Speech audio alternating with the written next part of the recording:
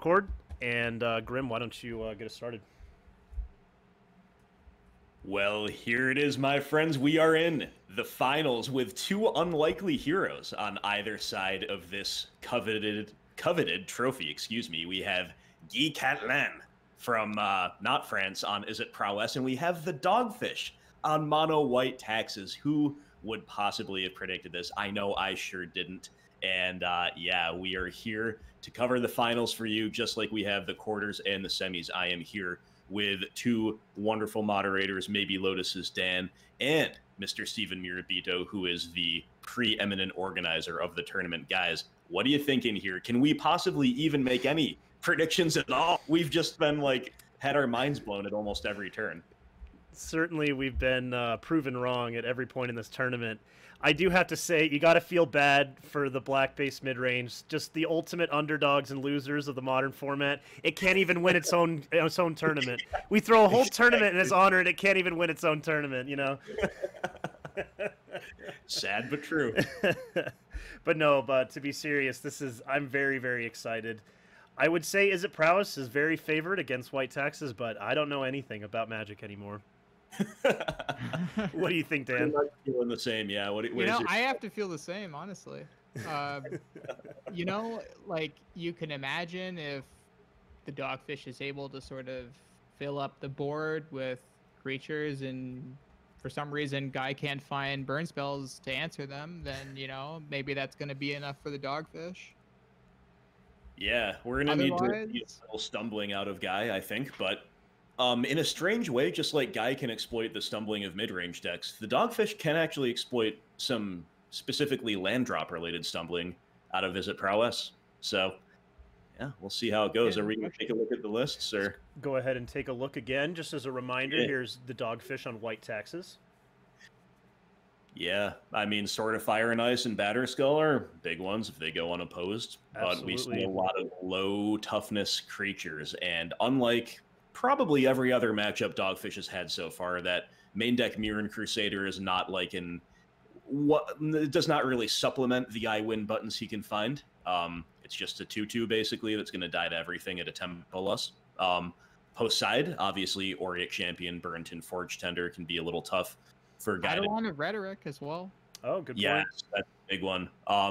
But Guy, I know, is a big Wild Slash respecter, so he has outs to Pro Red, and he's got Flame Slashes, which will come in that do 1-for-1 Eidolon. So, yeah, I think as much as we don't know anything anymore, it's hard to see this deck being a favorite against the Izzet deck. What are you guys thinking? Yeah, true. I'm looking for that post-board sword on an Auric Champion just going to town. I think that might be one of our best ways here, but yeah, it's going to be very interesting. Do you guys think Rest in Peace plays any role here, or probably not? I can't imagine. Okay. Same, yeah, probably not. Not like the mono red deck that relied more on the graveyard a little bit than the Izzet. Izzet's a little more playing to the board. Yeah, a little more above ground, and to that end, what is it? 2 Bedlam Revelers that are also a problem for the Dogfish. His games that we've seen on camera today have gone really long, and he's tended to outgrind the opponents. But he, like any other mid-range adjacent or true mid-range deck, will probably find it hard to outgrind a Bedlam Reveler. Very true. And with that in mind, let's take a look. Oh, sorry, Dan, go ahead.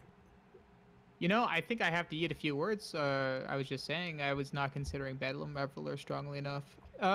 It's definitely a tricky card for Dogfish to answer if he doesn't bring in maybe a copy of Rest in Peace and get lucky with it. Potentially he wants to bring in some Winds of Abandon as well. I was looking at that too. Absolutely. Yep. Let's take a look at what Guy Catalan is bringing to the table here. Looks like a good matchup for a Braid. Yeah, a Braid, Bonefire Giant, Flame Slash. I think he's got 8. He's got a lot. Yeah. And then, Bedlam Reveler, one underrated strength of Izzet, I think, is that it is not completely dependent on Bedlam Reveler, but it leverages it really well. I still kind of think we won't see Rest in Peace, maybe a one-of, like you just said, Dan, at the most. There's so much else for the Dogfish to worry about. He's going to have a tough time getting any creatures to stick. he's going to have a tough time warding off the early aggro that this deck can bring to the table. So you would have to get lucky with a really well-timed Rest in Peace. I guess you'd have to get lucky with all the other things and then have the luxury of deploying a Rest in Peace. That's how I see it. Absolutely. Do you guys have any last thoughts before we move into the match? What does Guy sort of have to worry about from the Dogfish? Well, I don't know if it's a worry, but one kind of interesting thing that's almost unique to a Tax's deck, or maybe more broadly a Thalia deck, is that Thalia can make Monomorphos bad. And there are very few cards that do that. And between that and Eidolon of Rhetoric, you might see a very rare scenario in which it's correct to trim away from your 4 of Monomorphos in a Prowess deck. I don't know if he necessarily will. It's possible he still rates that more highly than, for example, Mutagenic Growth, but definitely an interesting consideration. We might encounter that. Makes sense. That'll be really exciting to see. Well, if we have no other thoughts, I think we're going to jump right into the match. Let's get to it. Let's do it.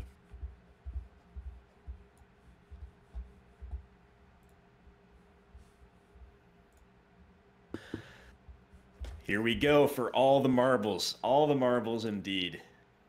What is the prize again, Steven? Can you remind everybody? The prize that we have is, and I'm going to look at it right now, is the foil Judge promo of Liliana of the Veil. And if the winner so chooses, may be signed by the great and esteemed Mr. Grimflayer here. It's true. It's true. And that's such a generous prize, man. Thank Really you. is. Gotta thank you again. It's seriously so cool. Absolutely, absolutely. Well, so we have Juggernaut opening up on an interesting hand here. Well, I was about to say he doesn't have a threat, but it looks like we go ahead and solve that problem right away. Yes, he did mulligan to 6. Correct. And it looks like he's going to just go ahead and run out the threat. Definitely have a little bit of luxury to do that. I like to see fetching accomplish early against a Taxis deck. I understand Good that he point. can remove an Arbiter, but still don't think there is any real reason to hold off on that. But his hand, despite them all to 6, I mean, this is what you want. You got a threat. You got a lot of removal. What's he going to get with the Stoneforge? What do you guys think? Possibly Fire Nice? No, Batterskull Yeah. once again. Yeah, once again, the Batterskull served him well. I think I'd rather see him get Fire and Ice, though. That's true. I think he's going really for that high upside play, hoping that Guy here doesn't have the double removal spell. But I think Dogfish is about to see the bad news, probably seeing a Lightning Bolt on the Giver, and when the Giver goes to activate to give Pro Red to the Stoneforge Mystic, probably responding with his other Lightning Bolt. Yes, I think that's correct. We also just saw a chat pop up from the Fjord, confirming that Fire and Ice was the find there. We've got the Peanut Gallery chiming in. Love to see it. Yeah, definitely not what the Dogfish was hoping to see here. Right. Do you guys think that if the Dogfish had any other 2-drop options, that it may have been better than Stoneforge Mystic? I really don't know. I'm just kind of thinking out loud here. But like maybe a curving into Thalia would have slowed a Guy down the most because he has to point the 2-mana bolt at the Giver first and then untap and then use all of his mana again.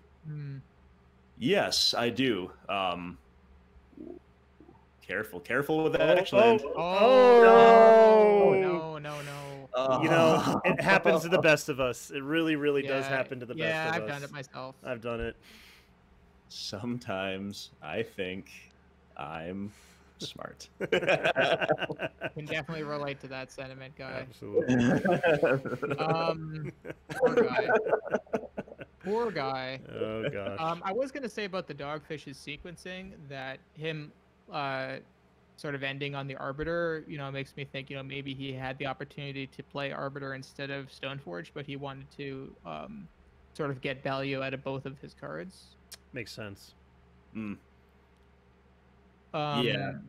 I would be surprised if he had a Thalia, like, sort of competing with those other two. I think I agree with you guys. I would have led with the Thalia if I had the chance as early as possible. Absolutely. Yes.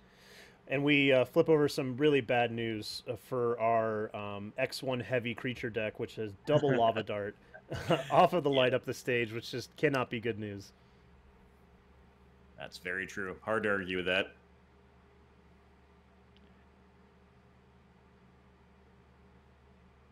What do you guys think is the Dogfish's best move here? Oh, that's a good start.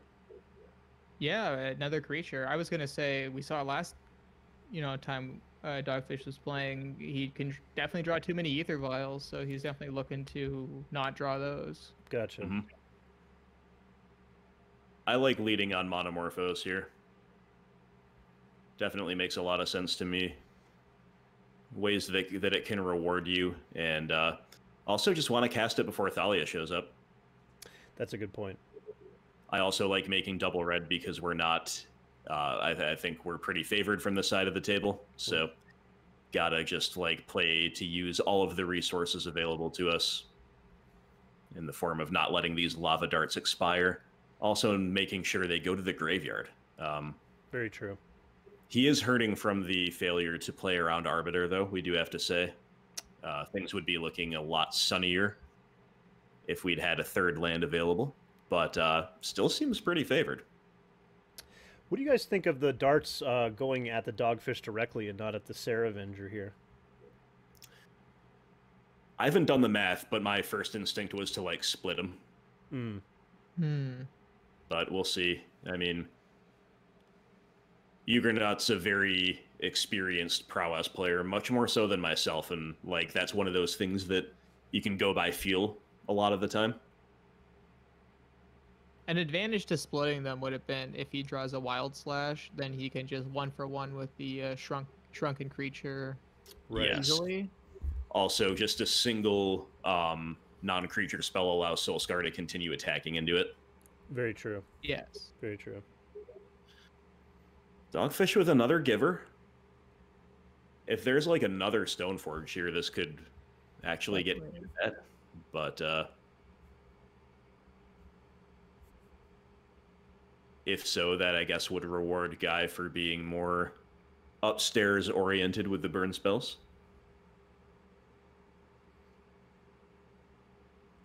Something interesting to think about, and it really talks to the power level of this Izzet Prowess deck, is that after the Dogfish said no blocks on that last turn, if the Fjord so if Juggernaut so chose to do, he could have fired both lava darts and put the Dogfish to 1. Now, I'm not saying that that's the correct move, but it's just so interesting. It's really easy to forget with this deck how often you have lethal on board, seemingly out of nowhere. Oh, yeah. I think every time I play Prowess, at least once per league, I miss lethal. Yes, right. I do too, all the time. All the time. Wow, interesting draw. Very. Is it worth going down a land to try to deploy that, or are we trying to take a different approach? That's pretty aggressive. That seems tough. Yeah, I was thinking the same thing. I'm not sure if that is. I mean, theoretically, you could cast a Stormwing and scry some lands to the top, and if we fade a Path to Exile, it could have a huge upside. Yeah. Yeah, it looks like he's going to go for this. Yep. Very interesting. It is. It is. Yeah, I don't have a strong opinion one way or the other. Definitely a really cool spot. And it does look like Guy's going to continue to respect the player's face over the creatures on the board. Right. Yeah. Which he can definitely get rewarded for if he draws some more of those burn spells in his graveyard. So I agree with the scrying he just did. Yeah, I agree with that as well. Now we're just really crossing our fingers, if hoping to fade the Viled Leonin Arbiter and a Path to Exile. I think any other scenario, we're still fighting. Yeah. Stoneforge Mystic's a little rough. Oh, Thalia would be a bit rough, too. Yeah, fair. But he didn't have anything. I wonder if the Dogfish considers using the Field of Ruin on that land to deny the scry. Very interesting thought. Because Dogfish, I'll point out, also bluffed last turn. He tapped like he was going to hard cast a 2-drop and then didn't, and then had Vial sitting on 2. So spicy little bluff play from the Dogfish. Very interesting. You The know, that's game's a good point, very Dan. I'm important. thinking more about that Field of Ruin plan, and when you see your opponent go to one land and then scry top bottom, you almost know for certain that they put a land on top there to try to recoup the lost land there. So maybe it was correct to field there. I'm not sure though. Yeah, it's a line. It's a real interesting line. Okay, we get Oh, the path here on the upkeep. that also That accomplishes also it. accomplishes that, yes. Yeah. Yeah.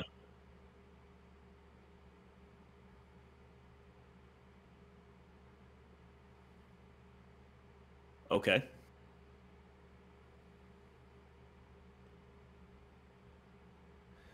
One really nice part here about getting that extra mountain off of the path exile is that it helps that lava dart in the yard.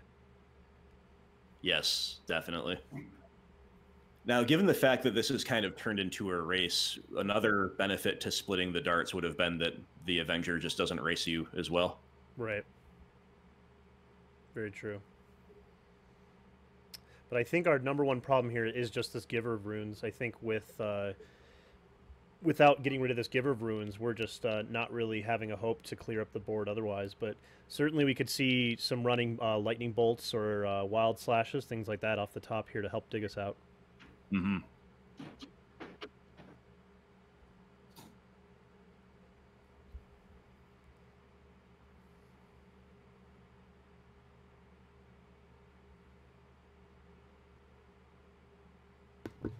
Delicate balance to be struck by the Dogfish here. Absolutely. He'll want to be able to get lethal next turn. I don't think that's unreal. I don't think that's realistic. But if he's forcing chump blocks, then that's definitely a win for him in his own right. Yeah. This seems tough. We're in a big bind here. Even if we go for any kind of block and try to mess around with a lava dart, something like that, Dogfish just has this Giver of Runes to be able to give something pro red, and you know that would really mess up any kind of plans we have here. We're either choosing to go to one here and then just dying to the Giver of Runes, giving protection next turn if we don't answer it, or just chump blocking and throwing away a creature. This seems like a really tough spot. I think we go to one. Yeah. Try to find a way to force the action again, like a kill spell for Giver. Right. And then in response, we can kill the Sarah Avenger. And with Opt involved, swing for lethal probably if they don't have anything else. But good point. Pretty hot for all that. Very true. Yeah, we're looking for like double bolt, something like that, in our next two draw steps. Yeah. Also, next turn, I mean, the Dogfish does have to make the first move to force lethal through, whether that be activating Giver, attacking with Giver, whatever the line would be. True. Good point. Yeah, good point. So I think with all that in mind, we're supposed to go to one here. Gotcha. But it really is not an easy decision to make here. It's, you know, usually your gut instinct is not to put yourself dead to any creature at one. So exactly. I know that I'm sure that guy is faced here with a really tough decision and not sure what to do. Is it frozen for anybody else? I was about to ask if it's, oh goodness. So we have, guy just let me know that his computer has just died. So we're gonna go ahead and take a quick break here. But yeah, given how things looked on that board, you know, things weren't looking too hot, but you know, you never know what might end up happening here. Yeah, I saw that pop up, and I was like, "Oh, that's nothing," but it was something. That's unfortunate. All right, guys. Bit of a technical malfunction, but it's all good. We found an equitable solution. So you're seeing the challenge start over again, and you're seeing Guy click the concede button despite having a great hand. Because we've determined that the Dogfish basically had game one locked up, and Guy's computer crashed, but we're back operational, and now it is time to go. The one card in Dogfish's hand was Batterskull, so we do not believe that Guy had any outs, and now we are back to, I guess, where we would have been without a crash, which is post side with the Dogfish up 1-0, and we do see the trimming of Monomorphos happen. What do you guys think about that, and All the rest. And the trimming of mutagenic growth. I like that a lot as well. Yeah, Yeah. I really, really like this in and out sideboard plan here. You know, Manamorphose is kind of your, go fast card when you're not being disrupted, but, Dogfish has got a lot of removal spells. He's also got Thalia, so I think I really like to see the Manamorphose go. Also, mutagenic, not doing a whole lot. Again, we're facing exile-based removal, that kind of disruption where, mutagenic growth can be, honestly, a liability in a lot of situations. You'd much rather draw something like the Bone Crusher Giant or the Abrade. Yes, and despite the presence of Auric Champion, it seems like Guy has a stronger post-side plan overall. We've got Yep. Lots of outs to the Auric Champion and lots of other ways to win the game, but thought Guy was favored in game 1 too, and this day is full of surprises. It really has been. It's something new every time.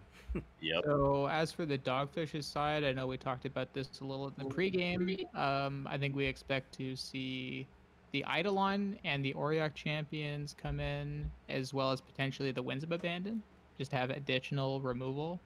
Yep. And Seems about right to me. not as for what comes out, I'm not entirely sure. I was thinking about that too. Do you guys think that something like Flicker Wisp comes out, not for just for the reason that it's an X1 and it seems like a liability against the Lava Dart deck?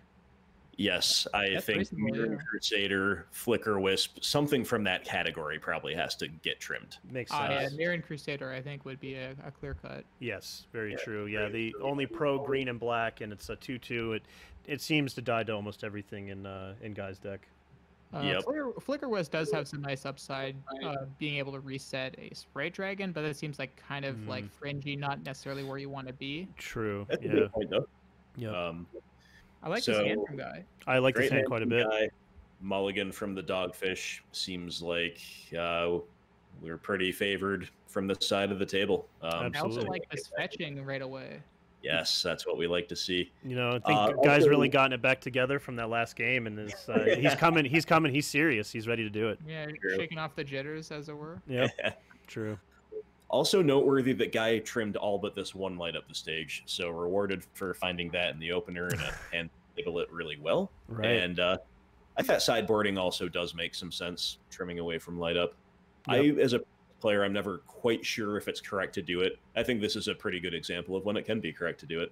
Yeah, we'll see. We're going to flip off this light up, but I do like the trimming of light up. You have a lot of situational spells. Oh no, we're a little bit punished here for playing out our 2 lands before lighting up there, but that's okay. Even if we cleared 2 lands off the top of the deck, that's almost worth it in the spell itself.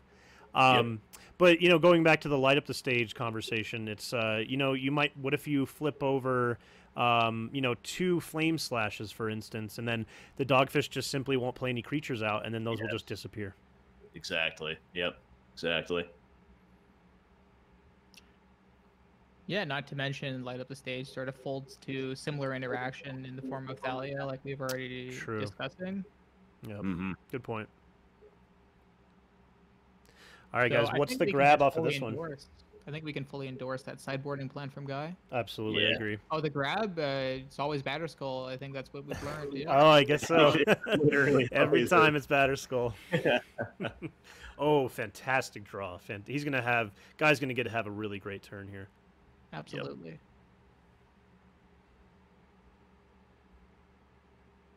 This progression here is really what I pictured in my mind when I thought about this matchup.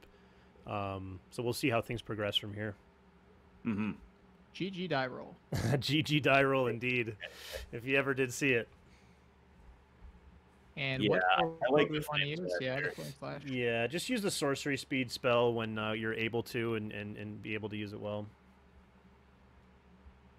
Oh gosh, I completely forgot Wow. about this card. Wow. Very, very nice. And now he's got a nice. Oh no, it doesn't get protection from red. It just. Yeah. It just basically is a counter spell to the flame slash there, Yeah, but prevents the damage. It would do. now the Dogfish gets to freely put in a Batterskull. That was huge. I completely had forgotten about Burnt and Forge Tender. Didn't have that Massive one on my play. mind at all. Also, a very minor thing I was going to mention. I think Guy might have been a little better off just playing the mountain off the light up than the fetch land. True. Taking the life is unnecessary, but more importantly, it actually takes a basic land out of your deck. Might be Yeah, bad that's a path to great exile point. deck, Yeah. but certainly when you're staring down Batterskull, it's not the decision that wins or loses the game. So we're looking for the Abrade here because we're just going to draw it. Yes, that would definitely be among the best draws possible. Oh, it was Not almost the an worst. Abrade. Almost an Abrade. It was really close to being one. That does a lot, though. Yes. That's actually, like, super interesting. Actually, we got 3, 5. Oh, do we just have lethal with the Sprite Dragon? I'm trying to think that. Trying to calculate that, rather. Gotcha. And Um, pardon me, my door just slammed. We're in a windstorm right now. Sorry about that. I should have closed my door. That probably was really loud. Let's count. So if we don't see a Path to Exile, which I don't think we have the luxury to play around. Oh, we're 1 mana short. Yeah, we're 1 mana short from lethal because of this We would have Thalia. to kill the Thalia, yeah. Wow, that is crazy. Wow. That is so close to lethal. Because the Lightning Bolt and the Lava Dart are 5 damage on its own. And then that would be 3 Prowess triggers for the Sprite Dragon to become a 5/5. 5 plus 5 is 10, but we don't have the mana to flash back the Dart because of Thalia's tax. That is absolutely brutal. That Thalia was so perfect. Yeah. Yep. So now, just kill her in attack? I think so. A line that we can take here is we're going to attack with the Sprite Dragon. Again, we just can't play around Path to Exile because I don't think we're beating that card anyway. Interesting to attack with the... Okay, so we're just looking just to power our way through? I think so. I guess they're going to burn through the germ. Okay. Oh. Okay, he's not going to do the block. You know, I really like how the Dogfish has done this. The Dogfish is playing around, I think, a lot of cards here. I think he's playing around a Braid because a Braid would be a huge blowout. He's blocking with the Mystic and then putting in the Batterskull. That way, it's increasing the likelihood that he can connect next turn with the Batterskull. The one thing I was thinking about was leaving back the Swift Spear, and then when the Swift Spear is left back, then you could potentially block the Batterskull with your Swift Spear, bolt your own Swift Spear, and then hope to top deck your way to lethal from there. That is nice. You know, potentially with all these Prowess triggers, you know, and sort of pseudo Prowess triggers with this Sprite Dragon, we're able to deal more damage than the Batterskull's gaining. Yeah, so true. Maybe that ends up being a difference maker. Absolutely. Absolutely.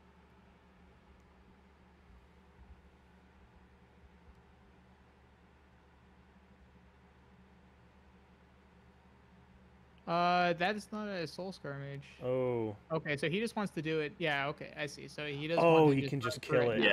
That Sure. makes sense. That makes sense. Yeah. What a complicated turn. There was so many different ways to navigate that. I really commend Yeah, Guy both for players. navigating that. That's a very complicated turn to get through. Yeah, really well played by him because now he's just presenting lethal with the Sprite Dragon. That was really cool. Really, really cool.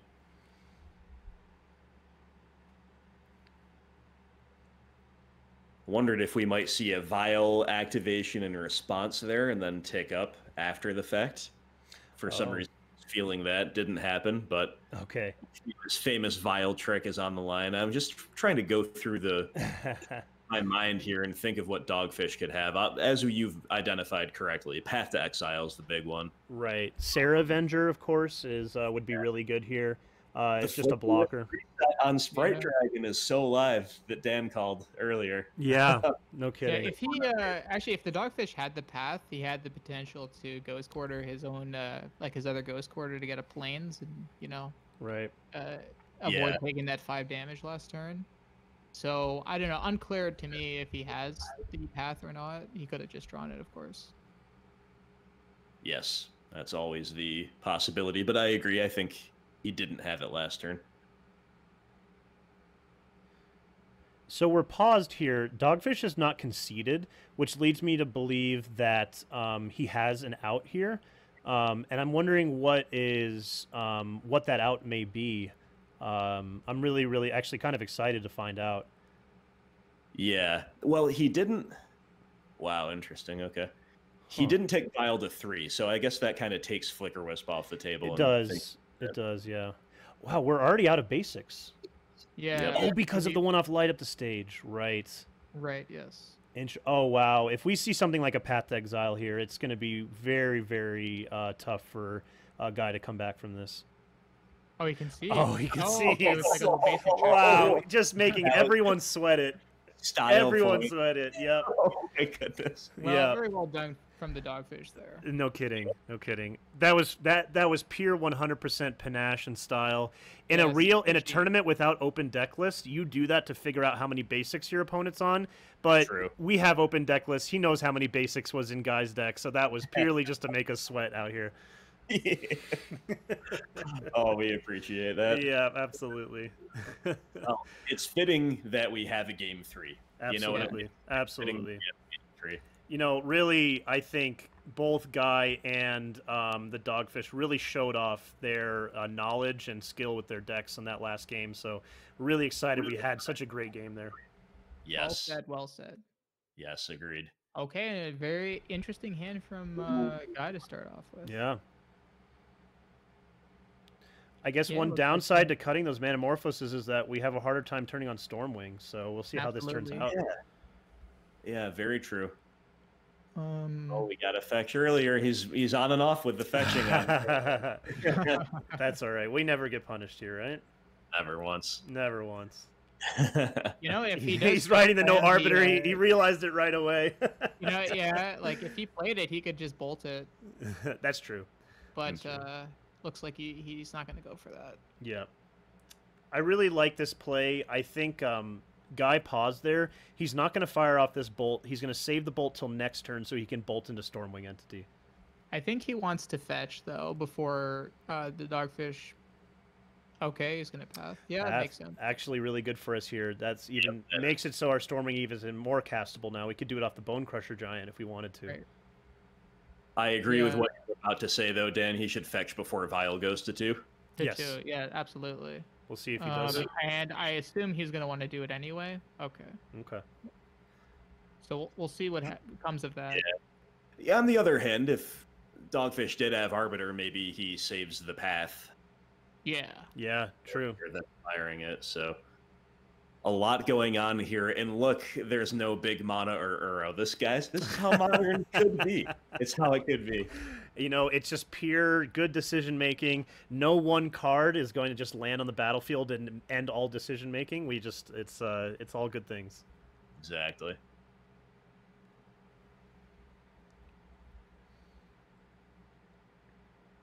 All right. Arbiter check. Yep. And by not fetching last turn, he's given himself the possibility to respond to it by killing it. Yes. Right. Since he has more mana now. Okay. But the Dogfish doesn't have it. And Guy's definitely going to have a really good turn. Absolutely. Did we see what happened with the Scry there? He gained 3 life. He gained life. Okay. Oh, Yes. okay. Interesting. It is interesting. Huh. I Okay. do like what Guy's doing here. I'm Me really too. suspicious for a Stoneforge Mystic from the Dogfish, though. The Yep. way that he hasn't activated this Ether Vial, there was a lot of pausing there. I'm really suspicious here for one. I completely agree. I also don't know if I would have put that sphere on the top that he just did. Oh, okay. Gotcha. It's fine. My thinking is that there's 2 threats on the field, a third in hand. I've got to keep drawing removal spells. That's a good But point. Yeah, that's a good point. Dogfish is really not having the best luck over there. Operating off Silent, clearing no third land. Thank goodness for Ether Vial for him, but still. True. A timely path. Very good. Yep. You'd imagine that the Ether Vial was the fresh draw. I'm thinking he probably had that second path already. Yes, that makes sense. Kind of explains the sort of kind of all over the place start for the Dogfish. Yes.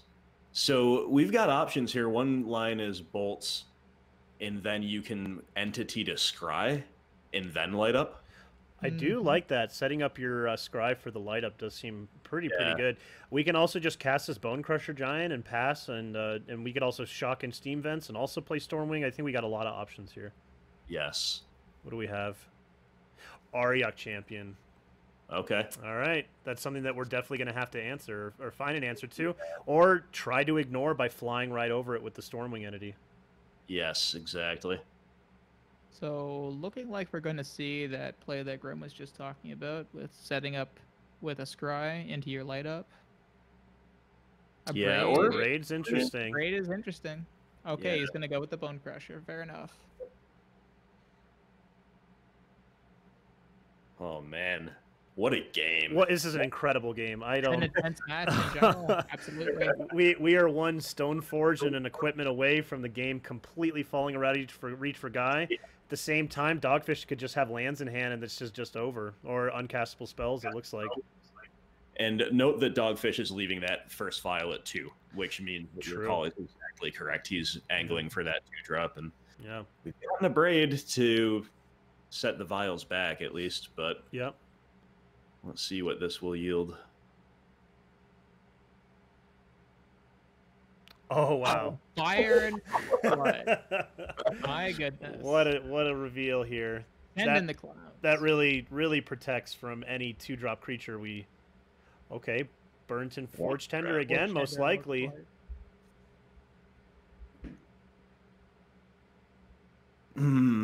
Yeah. Oh, you know, we could braid this vial. I don't know if that works actually. Oh, I think they'll still get to put it in. I'm not sure. Yeah, that's actually a great question. I'm pretty sure the creature still gets put in. I believe it. Yeah, but I think I've been in this situation before. Yeah, that's good to point out though. Yeah, I think unfortunately we let this resolve. Don't think it's changing anything.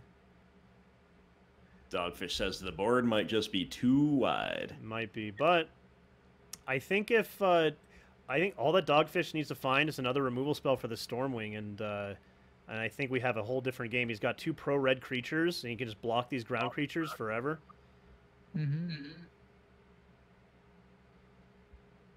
I think with the 1 card in hand, it might be.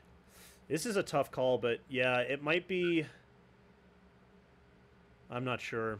This is a tough call. I was thinking about maybe firing both bolts upstairs just to push the damage, but maybe that's being a little too hasty. I thought that too, and also to save the Abrade in case of case of an equipment or something. Exactly. Yeah. I guess he can't really cast equipment right now. So another. Man, I mean, brutal. If the game goes long enough, it could be good for him. But true, yeah, true. All right. Oh wow, great draw. A strong draw. Yeah. Wow, that's really what he needed was another flying creature to fly over these pro red creatures that Dogfish has on the ground. Absolutely brutal.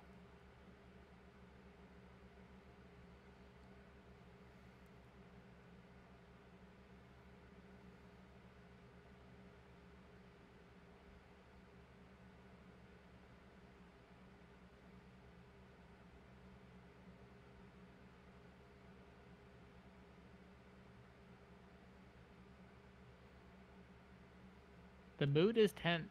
It is. That was 14 damage off of the flying creatures and the bolts.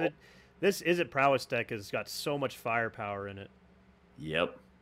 And look how quirky the opener looked. At least it was a lot of good stuff, but the double Storming entity with no obvious enabler and only 2 lands. And now here the entity's pulling us over the line. Dogfish going out in style. You got to respect it. He's gonna do all the game actions he has left available to him. There's the Eidolon. It's too late though. It's too late. If we saw that in the beginning of the game, that may have been a different game. Yeah, wow, well played on both sides. GG die roll. Wow. I think that might be the actual best match of the tournament so far. It really was. That was an incredible match. And that's so fitting. Wow. Oh my goodness. Gosh, that was fantastic. Well done to both players. That was awesome. Very well done. Bravo to the Dogfish for a well-fought match and some stylish bluffs and self-owns at the end of the loss. And bravo to Guy Catlin for the win. Taking the whole thing down. bringing Izzet Prowess to a hostile meta. You know what? Both of these guys did not play some of their main decks, specifically out of respect for not metagaming the mid-range Discord too hard. Yep. Dogfish, of course, a renowned Merfolk player. Guy could have brought Goblins, Tron. He plays all those decks, right? But they bring fun, small creature decks that mid-range decks nominally line up well against, and they both make it to the finals. Steven, do you mind bringing us back over to his list while we do the absolutely. Absolutely. So we can talk about exactly what we saw. But yeah, man, I repeat, I think that was kind of like the best match of the entire tournament. We had a lot of really good competition for it too. How you guys feeling about the whole thing? I couldn't be more happy. That was so much fun. I had such a great time from our original idea inception all the way until now to make it happen. And I'm so, it's so great to be in this Discord and have so many people who love to do stuff like this. It's really special. Yeah, and hats off to you, Steven, for setting this all up and being so generous with the prize support. Yes, absolutely. And thanks so much, Dan, for all the behind-the-scenes work, including getting backup recordings done today and helping vet the lists and everything like that. And sorry, I forgot. We've been watching too many different screens. I forgot that we're still watching Guy here, so we're not seeing his list. We're seeing the Discord. Oh, and I haven't even shared my screen. But yeah, that's it. I just lost it. Hey, there he goes. Okay, so here's the winning list. Here is the winning list, and my own predilection as a Prowess player is admittedly not toward Izzet. I look at opening hands like the one that Guy just won the entire tournament with, and I'm like, ooh, I don't like this as much. You know, I don't like potential for in-deck non-bows, but that performance just proved that the juice is kind of worth the squeeze in a lot of ways. Like, if you get the engines online, if you get the synergies online, it's really hard to stop. He didn't even need to beat the pro creatures to answer them. He just flew over them. Kind of wild. Yeah, really impressive stuff. Really impressive stuff. On the mono red list, there was a really good chance that Dogfish could have walled it off with all the pro red creatures, but you can't count out those flyers. The air superiority is so relevant in so many matchups. Yeah, absolutely. Flying is one of those keywords that, like, when I was brand new to Modern, or excuse me, when I was brand new to Magic playing at the table, I was like, this is amazing. And then when I got a little bit better at the kitchen table, I said, flying, who cares? But like playing like competitive Modern, it's like, you know what? Flying is actually OP. I was right this time. Yep, exactly. You know, we definitely had a lot of creature decks in our tournament as far as sort of cross archetype, you know,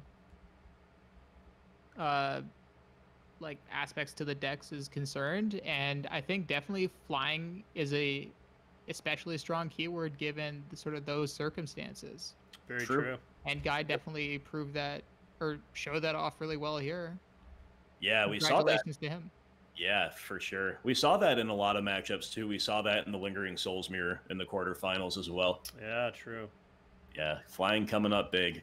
Who knew that's how you metagame the mid-range Discord? But the flying keyword, that's it.